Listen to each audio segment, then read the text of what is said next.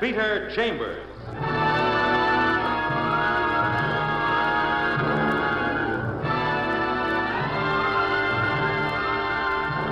Created by Henry Kane, transcribed and starring as Peter Chambers, Dane Clark. You're a private eye. That's your business. Anything else?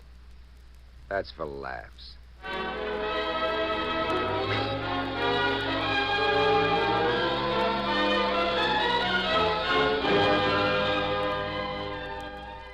You find yourself in a university, but you're not a student. Generally, you're allergic to classrooms, but the lady talking to you, a teacher by name Elaine Janis, well, she's sort of an antidote for the classroom allergy. I need your help, Mr. Chambers. I need your help desperately. She has large brown eyes and a smooth white forehead. And despite her obvious agitation, she's a sweet young thing, this Elaine Janis. Starchy, but sweet. I need your help, Mr. Chambers. Not for myself, for another. Help, that's my racket. Help, public helper. Although sometimes I'm known as Peter Chambers, private eye. Oh, well, there will be a fee, of course, Don't worry Mr. about Chambers. the fee. I'm like a doctor. It depends on what the traffic will bear. And sooner or later, you'll get your bill. It's about Professor Stanley Sanders. Sanders? Hey, the papers have been full of it. The austere Professor Stanley Sanders, suspected of killing his wife and suspected as putting it mildly. Oh, not Stanley. Not Professor Sanders. He could no more harm any human being than... All right, not all right. Stanley. Take it easy. He's the sweetest, kindest person in the whole world. Well, what do you want me to do, Miss Janis? I want you to try to find out who did kill Mrs. Sanders. Well, does the good professor know that you're retaining me? Oh, no, he doesn't. And I don't want him to know. I'll have to talk to him. Well, tell him that you've been retained, but that your client doesn't wish the name divulged. Just one more little question. Yes? What's your interest in this? Mine? Yes, yours. Well, I have known Professor Sanders for a long time. I think by his silence and his non-cooperation with the police, I think he's been wrongfully suspected. He's a fine person, a good man, a kind man.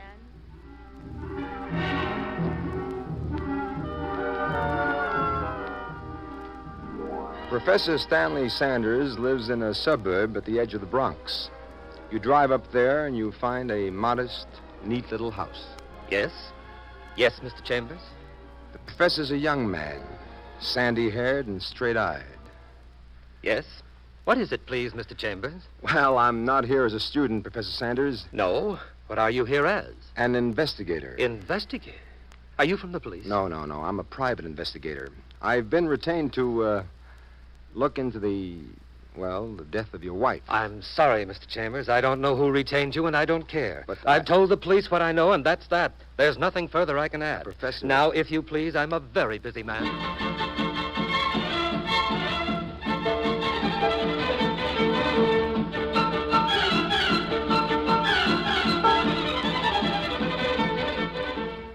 And that's how you read about it in the newspapers. Stubborn Professor Stanley Sanders, who disclaims any knowledge of the murder of his wife, although he was home at the time. 3 children, all of them up in camp. So you go to the fountainhead of information, police headquarters, and your very good friend, Detective Lieutenant Louis Parker. You're mixed up in a rough one this time, Petey, my lad. Louis, what happened there? Exactly what happened there? Well, all we got is Professor Stanley Sanders' story. All right, what's the story? Well, it's about a week ago. Yeah? It's a warm night. 3 kids are off at camp. Professor is alone with his wife at their home in the Bronx.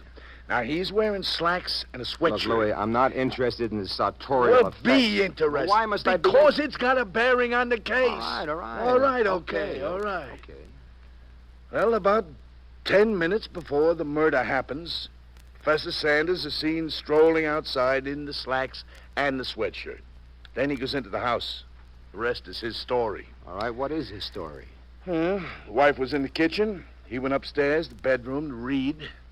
So, according to him, he hears sounds of a scuffle. He runs downstairs and he gets hit a hard blow on the neck. Knocks him out. When he comes to, his wife is on the kitchen floor. Stabbed 15 times. She's dead. Sweatshirt he was wearing, it's gone. Missing. And so? So, that's the story, period. Guy himself, the professor, he absolutely refuses to cooperate any further. Well, what's he got to cooperate about? Oh, now listen hard, Mr. Peep, and try and think like a grown-up detective. I'm listening, master. Look, I'm a harness bull. I don't do the glamour routine like you guys. I said I was listening, Louis. All right. It's an isolated home on Staten Island. Wife stabbed to death. Nobody home except him and the missus. Kitchen knife missing, sweatshirt missing right off his body. And what are your ideas on that? Well, only that the sweatshirt was blood-stained and he got rid of it, together with the knife. We accuse him, he refuses to talk, except to deny the murder. We want him to take a lie detector test, refuses, absolutely. Now, what would you think, Pete? Well, don't ask me, Louis. I'm a glamour boy. You're the harness bull. It's your thinking that counts. Well, I think the guy's guiltier than 7 devils in Hades. Well, why don't you lock him up? Because there's one thing missing. And that? Motive, my boy. Motive for murder. Oh. That we ain't got. So far, all we can do is accuse him and holler, and papers make a big stink about it. Without motive, we're hamstrung, Pete. Yeah, I suppose you are. What else you got, Louis, that the newspapers haven't got? Oh, now look, Come on, sonny. Louis, it's confidential. It's always confidential. I've been retained on this thing. I'm working. Whatever I dig up, I turn into you. So, noblesse oblige, tit for tat. Come on. All right. Take a look. Search of the house disclosed these. First, a note. Typewritten note. Let me see it. Yeah. Let's see. Look out for yourself. You'll be sorry. And it's signed by initials SS. SS. Stanley Sanders. And a couple of weeks ago, he was out of town, so it figures that he wrote her this nice, sweet little letter. We found it in her handbag. And what's the rest of this stuff? Menus. Menu? Mm-hmm. Menus from restaurants, nightclubs. Looks like she was one of them collectors, menus. Can I see that? Yeah, help yourself, detective. Thank you, detective. Don't mention it, detective.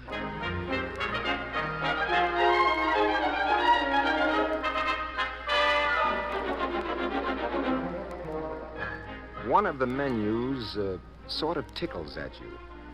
It tickles at you fit to bust. It's from the Casino Rouge, a hotshot nightclub over on the east side.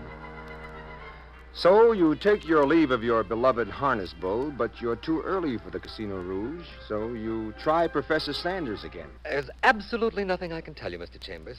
Nothing that I haven't already told the police. Well, what about that note, Professor, that typewritten note that they attribute to you? I didn't write that note. Then why don't you submit to a lie detector test? Because there's no reason to submit to it. I'm not a criminal. I've lived an exemplary life all my life. I have 3 children whom I adore. I'm not riffraff, scum. Look, There's no reason to submit to a lie detector test. I've told the police exactly what occurred, exactly what happened that night. Well, do you have any explanation for the disappearance of your sweatshirt right off your back? No. Well, what about the kitchen knife, which in this case seems to be the murder weapon? I have no explanation for that. But it's not my province to find explanations. That's the business of the police. Well, Prof, do you know a lady by name of Elaine Janis? Yes. Yes, I know her. She teaches at the university.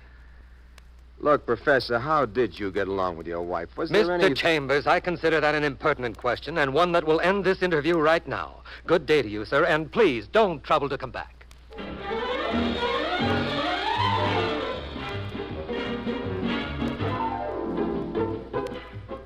So, that evening, you're an early nightclubber.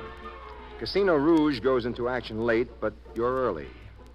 Sebastian Slocum owns the joint, affectionately known as Sibby to the Joes in the know. But you're not interested in Sibby, not now. Now you're interested in a slick chick who goes by the name of Carmen LaRose. She used to be nuts about her boss, and maybe she still is, but anyway, you ask around for her. She's a singer at the joint. Have you been looking for me, handsome? Carmen LaRose. Tall, dark, and electric. Plenty of voltage. Voltage like a third rail.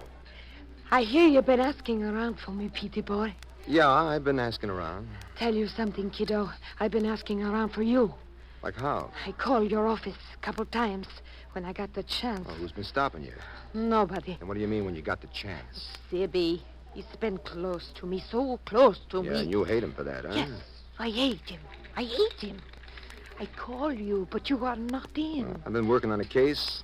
What's with you and Sibby? I thought you were nuts about that mug. No more. I hate him. And I am scared, pretty, scared stiff. I don't know if he knows.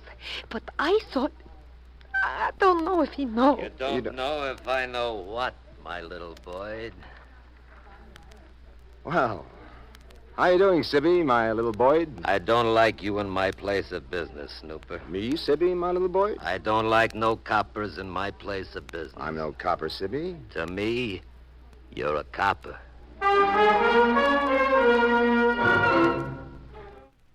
My little Boyd Sibby, Sebastian Slocum.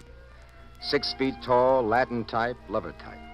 Sleek, slim, and dapper, with wild black eyes that look like they need 4 alarms to put out the blaze. So kindly do me a very small favor. For you, Sibby, anytime. Get out of my place Look, of business. Sibby, will you Get out of Hey, here. it's still a free country, Sibby. Free country, sure. Place of business, that ain't free. So get going, Snooper. Get out of here. And if I don't, my little Boyd... Then I help you. Mike! Jack! What do you mean, you... Hey! Let go! Get him out! Holy... Oh!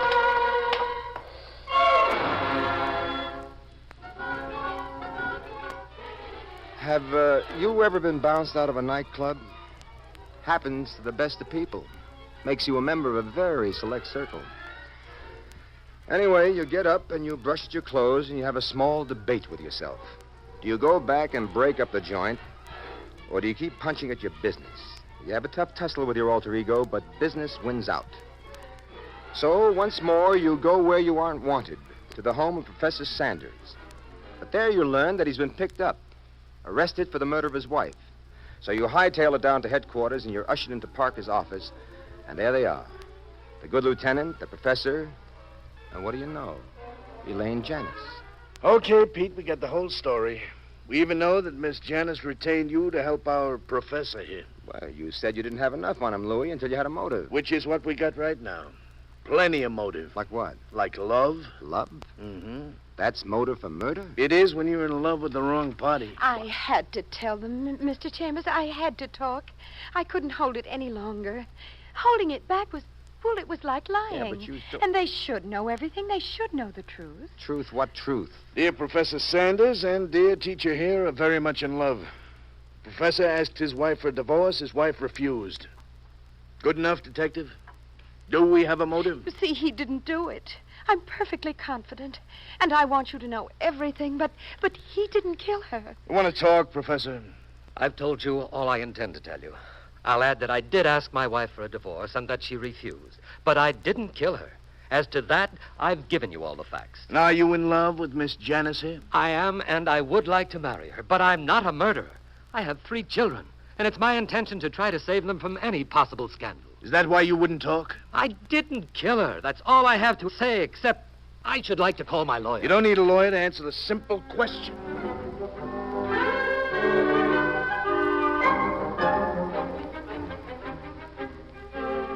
And so it goes deep into the night.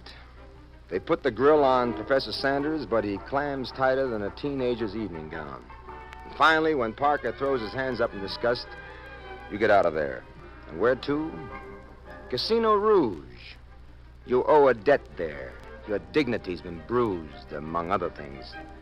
But you're late. Carmen LaRose left with Sebastian Slocum. You throw the bartender a couple of tens, and you learn that Carmen lives up at Rye Beach, a little shack up at Rye Beach. It takes you a half hour to get there, and then you mosey over to a window, and you make with the gander. And there they are, drinking it up, the 2 of them.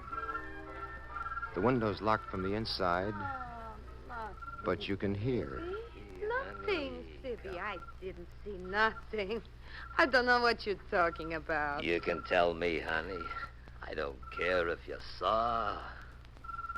But I want to know. I don't want you holding out on Sibby. Here. No. Here, have a little belt. Have a little belt on Sibby. You wouldn't hurt me, Sibby. You wouldn't do me no harm, huh? Wouldn't hurt a hair on your head, my little boy. Now, come on.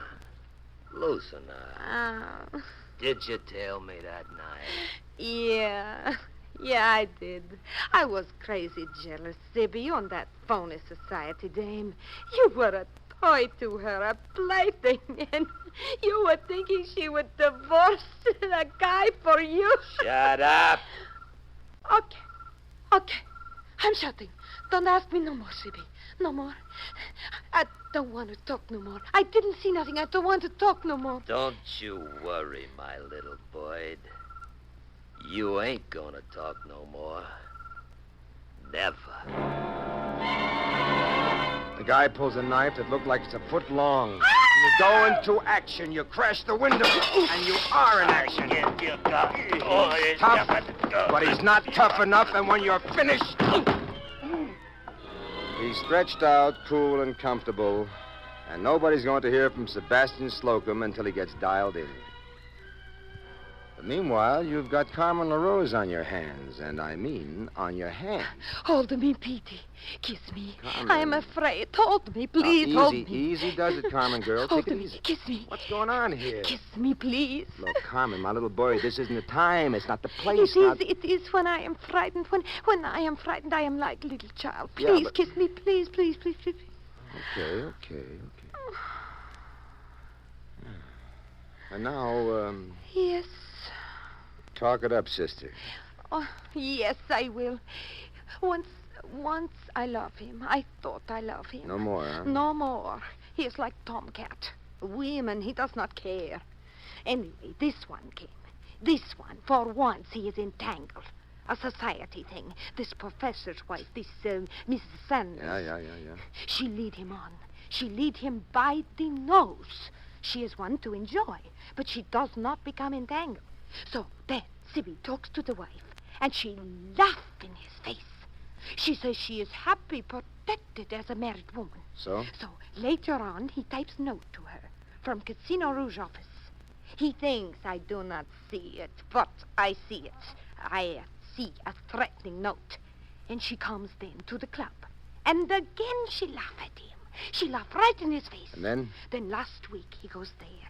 I go after him. He does not know it, but I am tailing him because I want to know. I want to see. The husband is upstairs. I am by the kitchen window.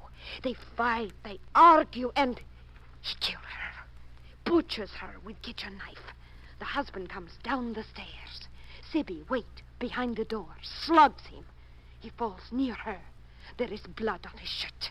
Then Sibby takes the shirt off him, takes the knife, and he goes. You got any idea why he took the sweatshirt? I imagine to make something that cannot be explained. I imagine to put the suspicion on the husband. Yeah. So- I imagine that you imagine pretty good, my little one. So now, please hold me. Please kiss me. Hey. I am afraid. Oh, please.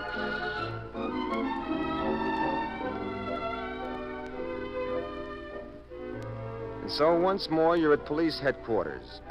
Sebastian Slocum is confined to the calaboose. Carmen LaRose is held as a material witness.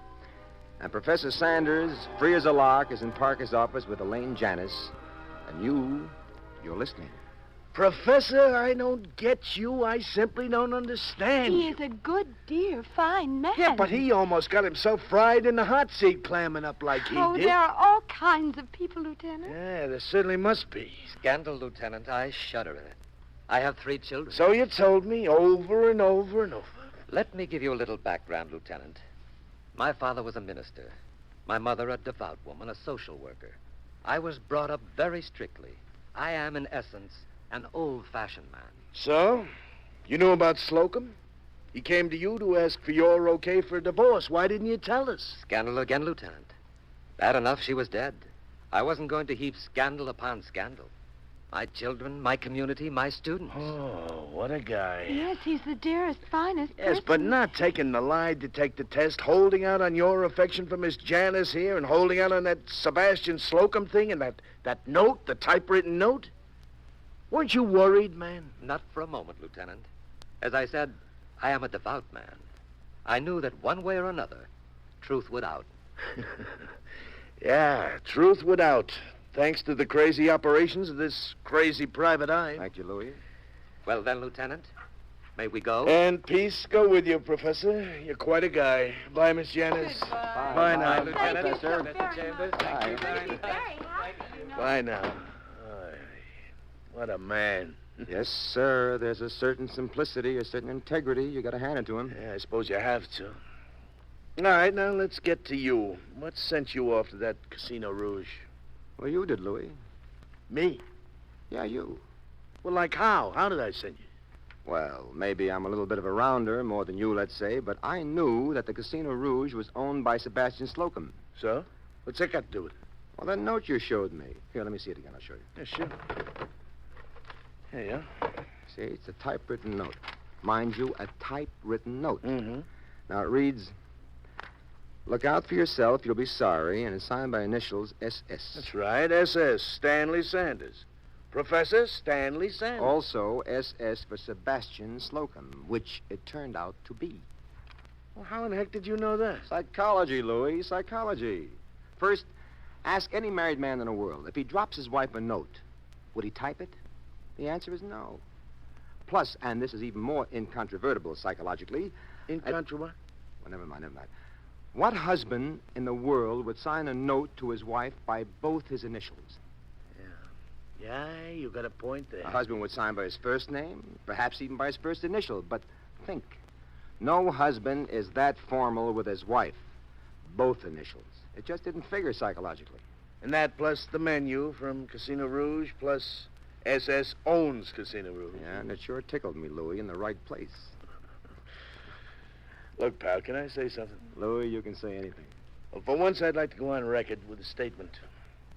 You know, people make jokes about routine hardest cops like myself and the glamour boys, you guys, private eyes. So I'd like to go on record with a statement. All right, now hit me easy, Louis. Not going to hit you at all, Pete. All I want to say for the record, honest bull of private eye, well done, young man.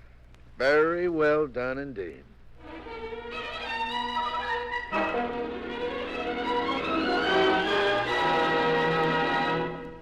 And there you've had Crime and Peter Chambers.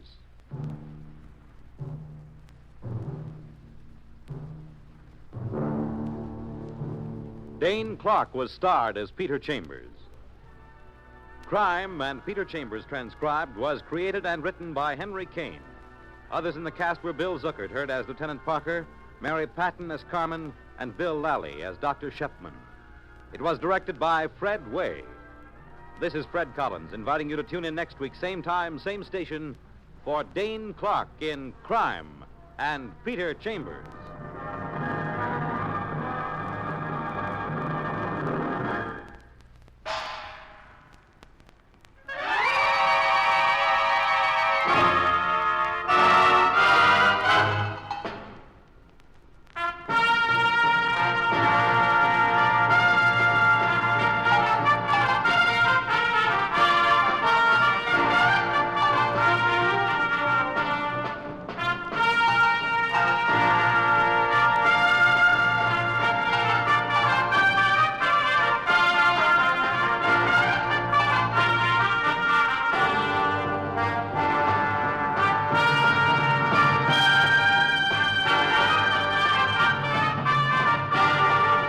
Be with us again next week at this same time for another adventure by Peter Chambers in Crime and Peter Chambers. This is the United States Armed Forces Radio and Television Service.